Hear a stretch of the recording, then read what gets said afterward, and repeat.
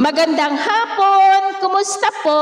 Narito po ulit ang update natin para sa lagay ng ating panahon ngayong hapon po ng July 20, 2025. Sa ngayon po ay tuluyan na nakalayo ang dating bagyong Krising. Sa ngayon ay nasa kalupaan na po ng southern part ng China, pero kahit malayo na yan ay nahatak pa rin ito ang habagat na nakakaapekto pa rin dito po sa ilang bahagi ng ating bansa. Pero gaya ng inyong napapansin ay mayroon na pong nagsisimula na sirkulasyon na nabubuo dyan sa silangan ng ating bansa at posibleng lalakas yan at tatawagin na sa local name na Bagyong Dante.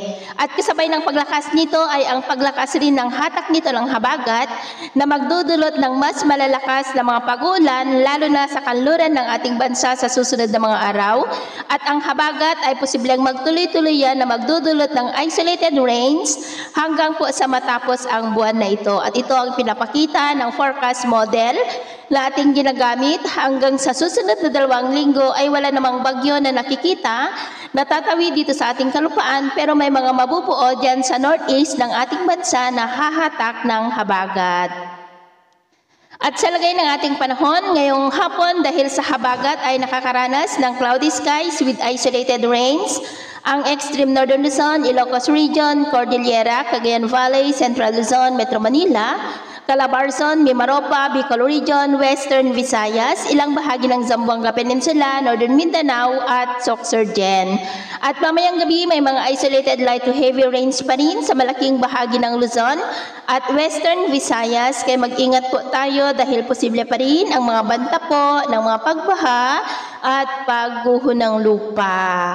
At sa atin naman pong mga baybayin, dahil sa habagat ay iwasan na muna natin ang papalaot sa kanlurang baybay ng Luzon, maging po sa mga baybay ng extreme northern Luzon at silangang baybay ng northern Luzon dahil ang mga alon dyan ay posible po na aabot hanggang sa 2.2 to 3.5 meters high. Kaya hanggat maaari po ay iwasan na muna natin ang papalaot dyan sa mga may kulay pula para po mas makaiwas sa mga sakunang pangkaragatan. So, ito lang latest update natin sa araw na ito.